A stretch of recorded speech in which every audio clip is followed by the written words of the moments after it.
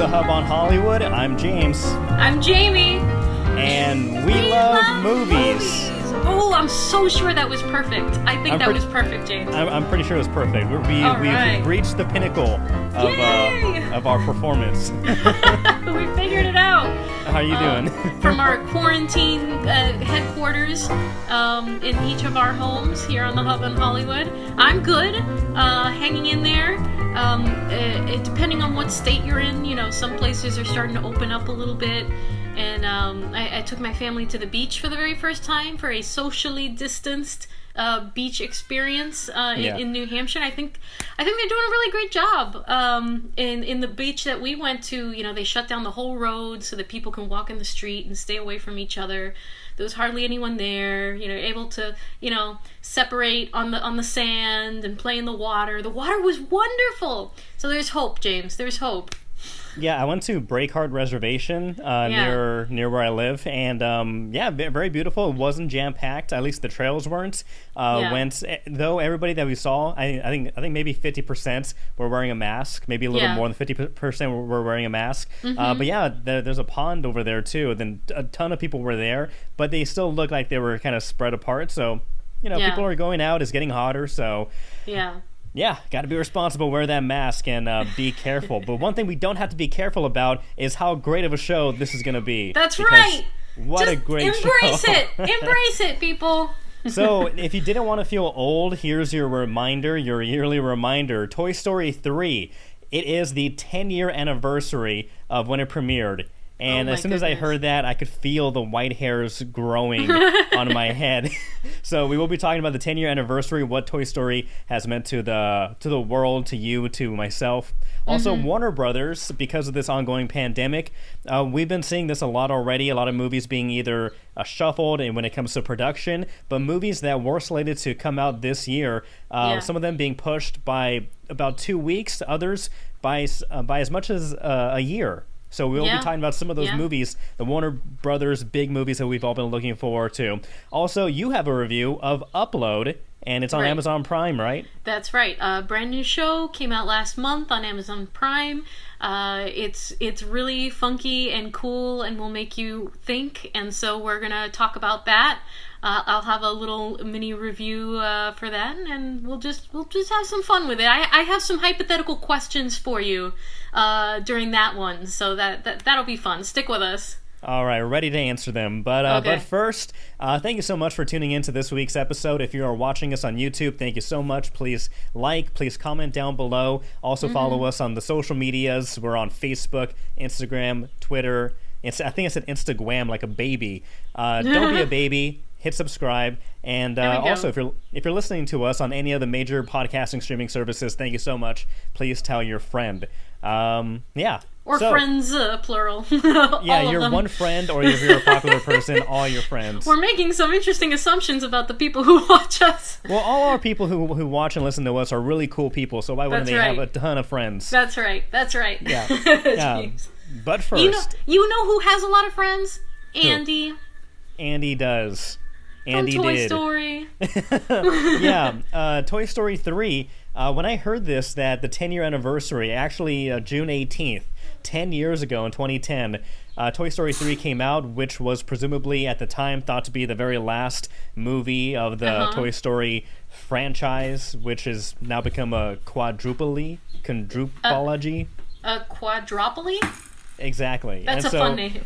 Yeah, so when that movie came out, it's such a big game changer. I mean, not only did it prove that, one, Toy Story and the makers behind it could stick the landing, but two, it just paved the way for, I think, many more Disney or Pixar films that just kept cementing of how great they were. Now, currently, it's the 20th highest grossing franchise worldwide. The 4 films they produced were produced on a budget of $520 million, but they grossed more than $3 billion worldwide. And it was Toy Story 3, Pixar's highest grossing film of all time, both domestically and worldwide when it came out, surpassing Finding Nemo, which was a blockbuster and a behemoth, a giant Jaws shark-infested movie itself. And well, really quick, what did you think about Toy Story 3? Because when I saw it, again, at the time, I thought it was the last movie, and I thought it was amazing. It was beautiful, a great ending to the story. What did you take out of it? Well, I find it wonderful that every time they come out with one of these movies, it's like, where else can they go with it? And then they find a beautiful story line that is grounded in reality and is grounded in growing up. That, you know, it relates to kids, it relates to adults, and it's fun and interesting. And so I think that, you know, I was just very impressed that they continued to do that. And then they did that again with Toy Story 4, which I think took a very mature tone, like what happens when the kid is gone completely. So it's a great franchise. I can't believe it's been 10 years since Toy Story 3. How long has it been since Toy Story 1? Because I remember Toy Story 1 coming out. Yeah, Toy Story 1 came out in 93? 94? Okay, let's look this up. Let's look this up.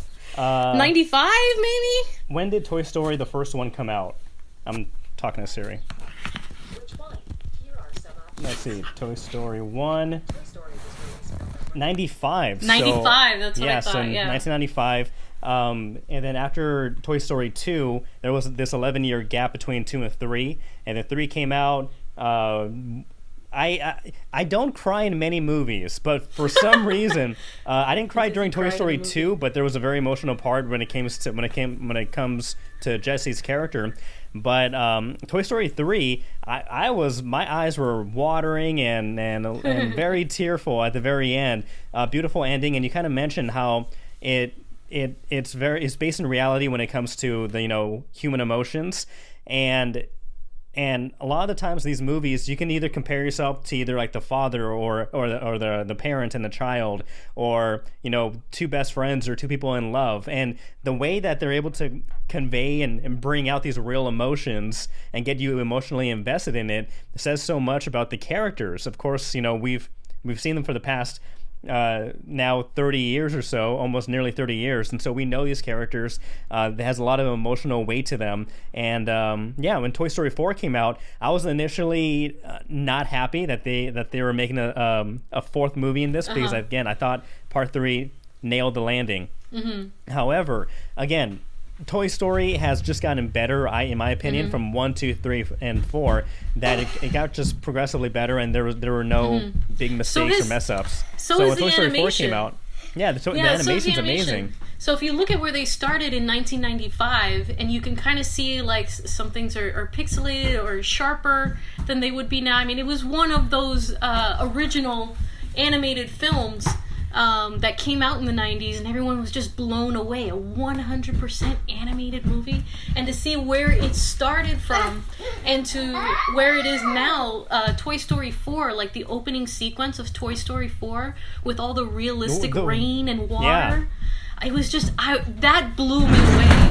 Whoa, that alone blew me away. You know what's funny? I watched Toy Story 4 a couple of days ago, actually, maybe 2 days ago. Yeah. And yeah, you're talking about the opening scene at the rain where Woody is saving the RC car. Yeah. And yeah, to think about where we came from. It's funny, in the original Toy Story, the character Andy, at his birthday party, there are other boys there, like his friends, and they look just like Andy. And that's because they couldn't.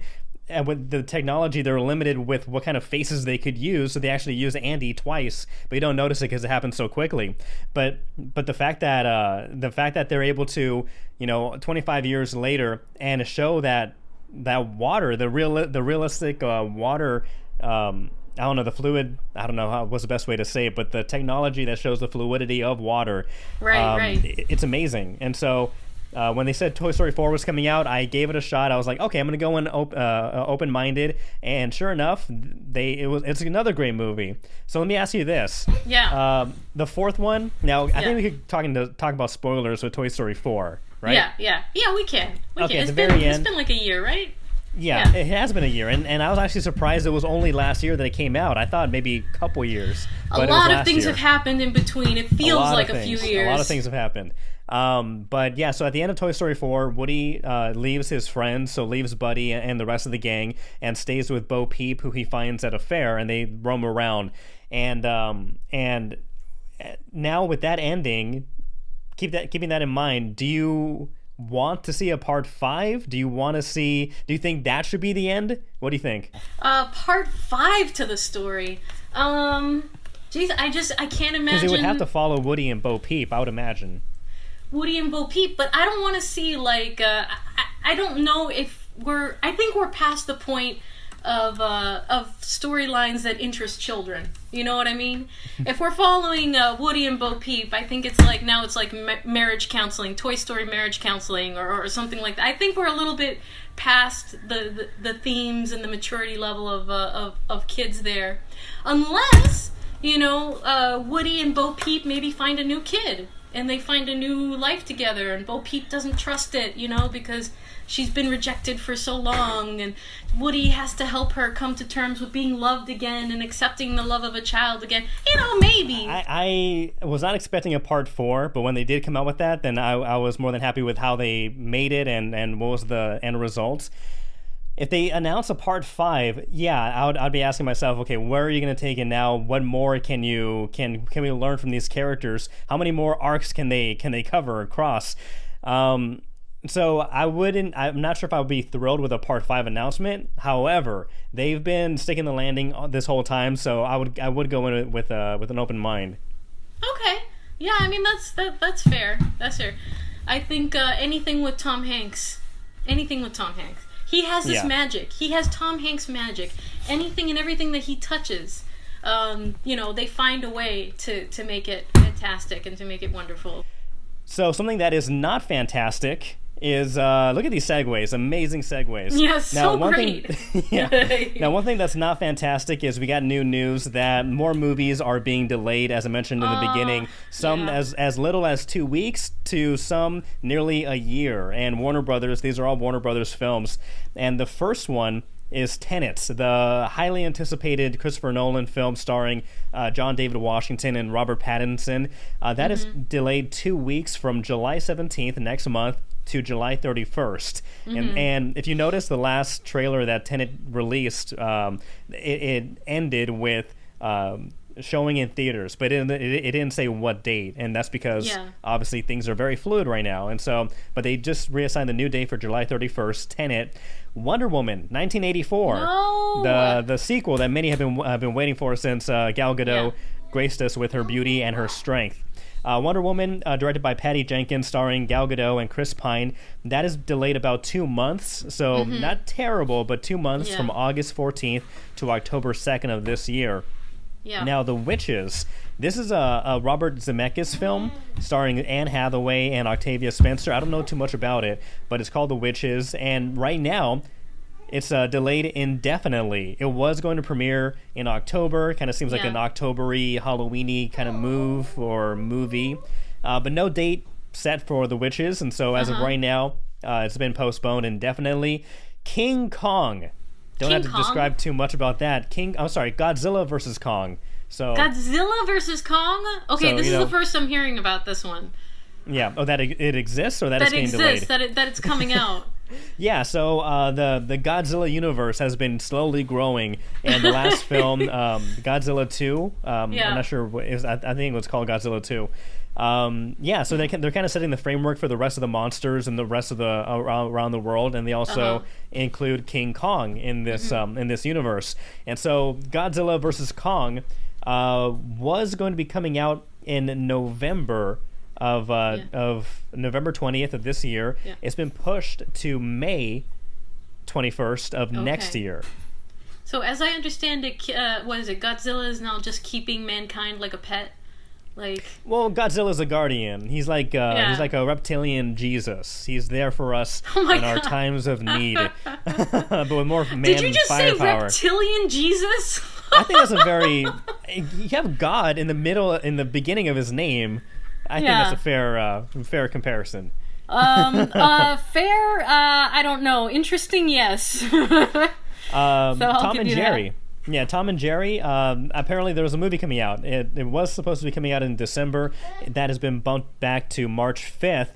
Now, one of the biggest heavy hitters that we've been waiting for since it's been announced, The Matrix Part 4. Keanu Reeves coming back, and I believe with many, if not all, of the original cast. Yeah. The Matrix Part 4 was delayed from May 21st of 2021 to April 1st of 2022. So about a whole year until we get, or two now, until we get Keanu Reeves So in our we've lives. talked about sequels. You know, the Matrix had their 3 films, had their trilogy, which ended over a decade ago, right? Mm-hmm. Yeah. So what is... I don't know if you know what this next one is about, but... what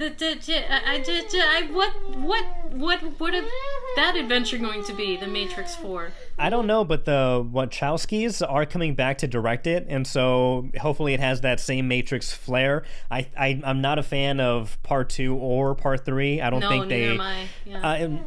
Not only were... I don't think they were as entertaining, but story-wise and plot-wise, it just went off the tracks. And so The Matrix, their first one, is a classic. It's great. 2 and 3, wasn't thrilled. Part 4, hey, we're in the Keanu-sance and the renaissance of Keanu Reeves. And so I am more than happy James to is on a support roll him. today. I'm all in favor of supporting him and anything he comes out. And Keanu Reeves beating people up with Kung Fu. Keanu-sans. Yeah. Yeah. What It's more do true. you want? He's hot. You know, he's hot right now. He emerges every few years or rather every decade or so, and people love Keanu Reeves, and he's just a genuinely good person. So Yes. I'm very very interested to see that. It's a shame about the delays, but c'est la vie, c'est la vie. C'est Do we la have any vie. more delays? That's about it. They have some other untitled things, but when they get titled, then that's when we'll give them the respect they deserve. Yeah, that's right. That's right. Nikki, Yeah. so I want to see if Nikki can draw a Godzilla for us. All right. Godzilla versus what was the other one? King Kong? King Kong, yeah. So while Nikki does that and is timed, Godzilla. I will go ahead and plug the show. Thank you so much for tuning into this week's Hub on Hollywood. As I mentioned before, if you're watching us on YouTube, please like, comment down below. Which one of these movies are you most disappointed in being delayed, or do you not even care? Toy Story 3, the Toy Story franchise, where does that fit or sit in your heart? Let me know, because for me, I think I started crying. I think Part 3... at the very end, man, it's just so hard. There are 2 moments where like they really get you in the heart and get you in the throat. You can feel it starting to tighten up. But Toy Story, thank you so much. Again, follow us on the social medias, Nice. Facebook, Instagram, Twitter, @Hub on Hollywood, and listen to us wherever you get your podcasts. That's Do we right. have Godzilla in the background? We do have Godzilla in the background, so All I right. don't know if you see Godzilla's in blue, and I don't know what's in purple. I tried. Is that so- could be the dragon one with 3 heads? The Does that dragon one have one? 3 heads? No, but here we go. 1, 2 more heads. Those are teeth, eyeballs. I swear I draw much better than this normally. Wait, you So, drew that, or did there- Nikki draw that? Nikki. Because I honestly didn't see, so. Anyways, moving on, James. Moving on. Well, Don't moving look. on, yeah. So I guess you watched this series on Amazon Prime Yes. upload. Yeah. This is the first time I'm hearing about it. Okay. It's a show on Amazon Prime called Upload. It was downloaded, just last month. So season 1 is up, and it's a little bit exactly what it sounds like. So the description of the show is, let's see here. It's about a guy who is a computer programmer in the not too distant future. We're talking 2030s, who dies under mysterious circumstances, and his consciousness is uploaded into this luxurious digital afterlife. So in this world of the not too distant future, when you die and you get to the hospital in time and you have the financial means, you can have your head essentially removed, your brain removed, and uploaded into this digital existence. And as long as you can pay for the data, you can continue to live a life of luxury. And that's sort of the premise. So this person, the main character, is played by Robbie Amell, very handsome guy. The character's name is Nathan Brown. And he had developed a program, a series of code that would have allowed people to upload their relatives for free and to maintain them in a digital afterlife for free without going through the major companies, without paying for it, and all of that. So naturally, he gets murdered. This is not, this is part of the plot, but no, it's not really a spoiler. It's the center of the plot. And then he doesn't know that he was murdered, but he comes to that realization, and everyone around him, sets off on this adventure. But along the way, it's really funky and cool and quirky and imaginative and funny. And I got sucked in, like, after the first episode, no pun intended, all pun intended. Like, it just draws you in instantly. And it's a very humorous take, but also it makes you think, like, because it's so realistic.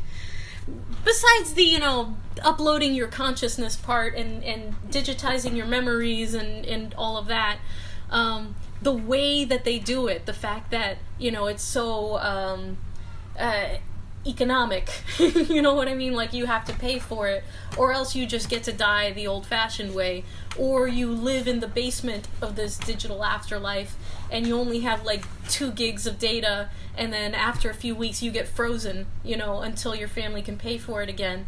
And it just... I went to bed that night, and it was just a fun thing to watch, and then I could not stop thinking about it. I could not stop thinking about the what-ifs. I couldn't stop thinking about... it was just all the questions that it makes you ask, like, where is the soul? Is the soul in your consciousness? Is the or is your consciousness separate? Can you really upload your memories? Can you, like, all of these crazy questions. So here's my question for you, James. If you could digitally upload your consciousness into a computer program, would you do that? Or would you just die the old-fashioned way? I know that's a really deep question to ask you all of a sudden. I think I would like to think that I would just allow myself to die and that's it.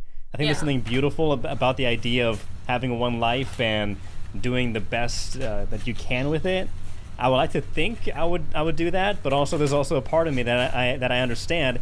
I want to see what happens in the next 100 years. I want to see. I mean, are they capable of seeing the real world? Or they can communicate with the real world. You can still call your friends. Yeah, you can still go on the internet. So you're still in touch with the real world. You just can't work. I like the idea of being able to see how things progress and where humans go and all that stuff. I'm not sure if I like the actual interaction with the dead and the living, just because that may seem like it may cheapen death. Death is a very big, important part of everyone's life, and if you do away with, I'm not gonna never see James. Example, my family, So say my sister, that were to happen, and I passed away. Her being able just to log in and see, hey James, how you doing? I think that'll cheapen what we have and what we call life. Yeah. And so I think I would like to believe I would die naturally or die the way it normally happens. Because Nathan, the main character, attends his own funeral on, like, a big screen. And it's just awkward, but it's great to see the awkwardness of those interactions, because I think that's exactly how it would be. It was just fun. It was just fun to watch. And then there's also you can, I guess, rent a hug suit in which you can feel the person who is in the digital afterlife, and in that way you can physically interact. And in the digital afterlife, in the Lakeview place that he's in, there are glitches. There are, places where he can sneak out of the program and go into, like, the dark web. There are pop-ups that chase you around. It's a lot of fun. It's really a lot of fun to watch. And I don't know, you know, I don't know what your idea of heaven is, but my idea of heaven doesn't involve pop-ups and paying for extras and things like that. So, I don't know. It's a really fun show that leaves you thinking and totally engrossed in it, and it's really original. So I recommend it.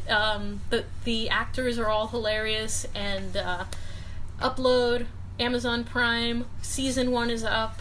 I suspect that there will be more. There will definitely be more seasons. Is it a quick binge, or is it better to stretch it out?